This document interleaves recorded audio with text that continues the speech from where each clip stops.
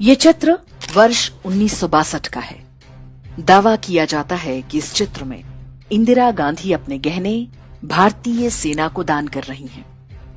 उन दिनों चीन के साथ युद्ध की स्थितियां बनी हुई थीं।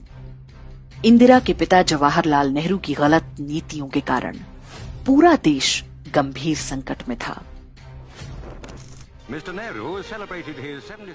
और अब ये वीडियो देखिए। जिस समय भारतीय सेना को हथियार, गोला बारूद की आवश्यकता थी, उस समय नेहरू सरकार ने विज्ञापन के रूप में ऐसे कई वीडियो बनवाए जिन्हें उन दिनों सिनेमा घरों में दिखाया जाता था। इन विज्ञापनों में दावा किया जा रहा था कि पूरे देश की महिलाएं सैनिकों के लिए स्वेटर बुन रही हैं, रक्तदान कर रही हैं और अपने सोने के गहने सरकारी कोष में जमा करवा रही हैं। इन विज्ञापनों और प्रधानमंत्री की बेटी को गहने देते देख देश भर में बहुत सारे लोग भावुक हो उठे। उन्होंने भी अपने पुरखों के कीमती गहने दान करने आरंभ कर दिए। डिफेंस इंडिया फंड के नाम से चलाए गए इस अभियान में कुल 22 करोड़ रुपए नकद और अन्य वस्तुओं के रूप में जुटे थे। धन संग्रह का ये अभियान अभी आरंभ ही हुआ था कि चीन ने युद्ध विराम की घोषणा कर दी। युद्ध बंद होने के बाद ये धन कहां और कैसे खर्च हुआ, कभी किसी को पता नहीं चल पाया। कुछ वर्ष पहले ही शोध संस्था ऑब्जर्वर रिसर्च फाउंडेशन के एक फेलो ने दावा किया कि भारतीयों से युद्ध के नाम पर जुटाए गए सोने के गहने आज भी रिजर्व बैंक के खजाने में पड़े हुए हैं। चीन युद्ध जिन क्षेत्रों में हो रहा था, वहां 0 डिग्री से कम तापमान होता है। विज्ञापनों में जो स्वेटर दिखाए गए थे, वैसे भी सैनिकों के किसी काम के नहीं थे।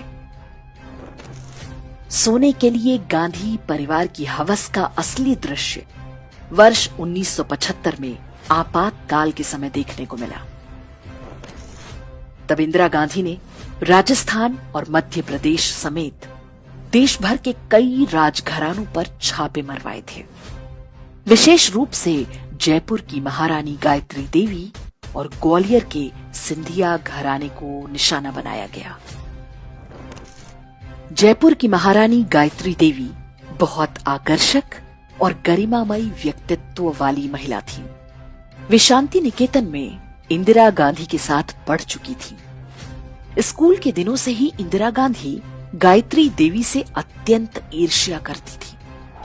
पत्रकार खुशवंत सिंह ने लिखा है कि इंदिरा गांधी एक आत्ममुग्ध महिला थी। उन्हें अपने से सुंदर कोई स्त्री कभी सहन नहीं होती थी। गायत्री देवी भी इसी का शिकार बनी।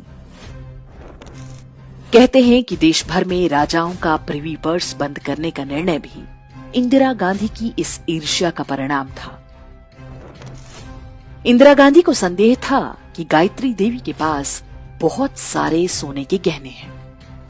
इंदिरा के आदेश पर जयपुर में पूरे महल की तलाशी कराई गई। बताते हैं कि जयगढ़ किले को पूरी तरह से खुदवा डाला था, लेकिन कुछ विशेष नहीं मिला। छापेमारी के अंतिम दिन राज परिवार से संबंधित मोती डूंगरी महल के तहखाने में 800 किलो सोना मिल गया। वो सोना वहां पर रखा है, इसकी जानकारी राज परिवार के सदस्यों को भी नहीं थी। ये सारा सोना सरकार ने जब्त कर लिया था।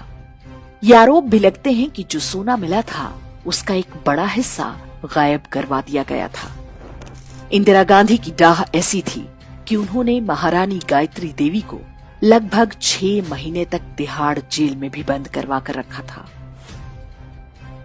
उन पर टैक्स चोरी और तस्करी जैसी धाराएं लगाई गई थी। जेल में वो बहुत बीमार थी, फिर भी इंदिरा सरकार ने उन पर रहम नहीं किया।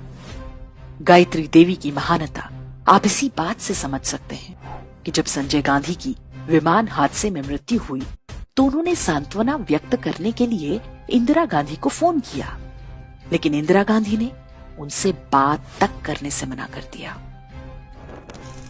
तो जब प्रियंका गांधी वाड्रा कहती हैं कि उनकी दादी ने देश के लिए अपना सोना दान दे दिया था, तो आप स्वयं अनुमान लगा सकते हैं कि सच क्या रहा होगा। 55 सालों के लिए कांग्रेस की सरकार रही है। किसी ने आपसे सोना छीना, आपके मंगलसूत्र छीने। इंदिरा गांधी ने अपना सोना, जब जंग हुई थी, अपना सोना देश को दिया। चीन युद्ध के लिए सोना देने का ड्रामा हो या सोने के लिए राजघरानों पर अत्याचार, ये सारी घटनाएं नेहरू गांधी परिवार और उसके वारिसों की मानसिकता को बताती है। कुछ प्रश्न हम भारत के लोगों पर भी खड़े होते हैं। हमने ऐसे परिवार और उनकी पार्टी को इतने दशकों तक अपने सिर माथे पर बिठाए रखा।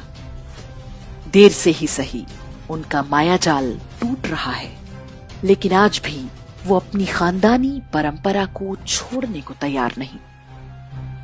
दास्ताने हरियाणा न्यूज अब उपलब्ध है 1100 प्लस डिजिटल केबल नेटवर्क पर and Android based DTH smart set top box, सभी ओटीटी प्लेटफॉर्म।